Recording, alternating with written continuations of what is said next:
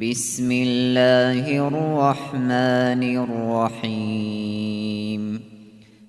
En şefkatlik, en mihriban Allah'ın ismi bilen başlayman.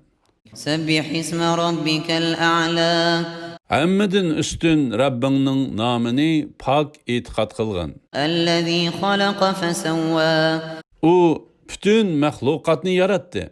Ularını bicirim, yani çıraylık ve münasip şekilde yarattı.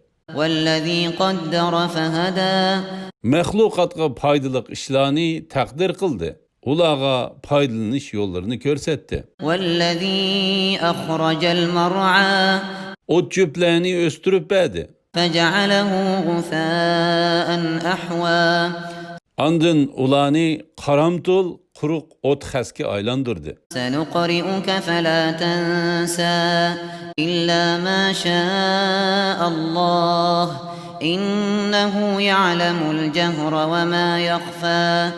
Ey Muhammed sallallahu aleyhi ve sellem, sana Kur'an'ı okutumuz. Allah nəsxi qınmaqçı boğan nərsidin başqını unutmaysan. Allah bendilerinin aşkara ve yuşurun söz hareketlerini bilip durdu. وَنُيَسِّرُكَ لِلْيُسْرَى Seni biz asan yolga, yani İslam şeriatige muvaffak kılımız. فَذَكِّرْ إِن نَفَعَتِ الذِّكْرَى Vəzi nəsihət paydılıq boluduğan bolsa, kişilərə Kur'an bilen vəzi nəsihət kılgın. سَيَذَّكَّرُ مَن يَخْشَى Allah'tan korkan Adem vəzi nəsihətini qubul kılıdı.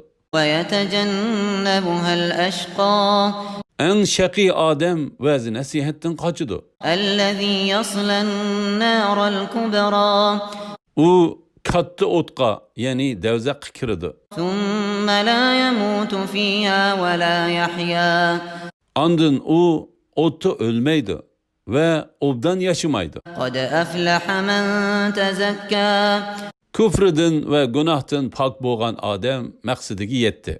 وَذَكَرَ اسْمَ رَبِّهِ فَصَلَّى O Rabbinin namını yad etti.